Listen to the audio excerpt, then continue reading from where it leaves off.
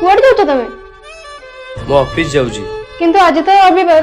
मते ना पैसा कमियार अछि सेटा पुनी बहुत सारा सेति भाई मते सब दिन ऑफिस जीवा को पड़िबो। अरे तुमको एमिति कोन पई लागुची कि पैसा ही सब कुछ? पूजा तमे बैग नेकी कोन जाउछ? मु मो बापा घर जाउची और सेटा भी सब दिन पई। काहे की कोन लागी? अच्छा जेमिति तुमको किछि जणा नै 6 मास लाइन तो तुम एमिति बेरोजगार हे के बुलुछ।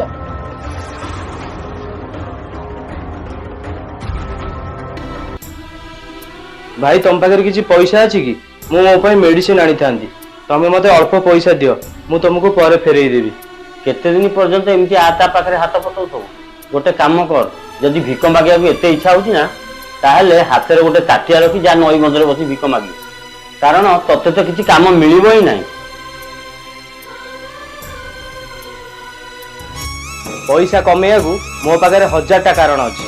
बिना पैसा रे मु मो निज लोक मानकु परबार देखिछि। एबे तो मते पैसा कमेयार ही अछि सेति भाई मते जेते भी परिश्रम करबा को पडुना काई।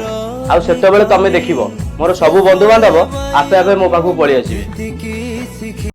आजिका दुनिया रे एटा निराट सत्य कथा। लोक माने स्वार्थ देखि संपर्क रखुछंती। टंका जोटी संपर्क सेठी। ठीक कहला मु। जय जगन्नाथ।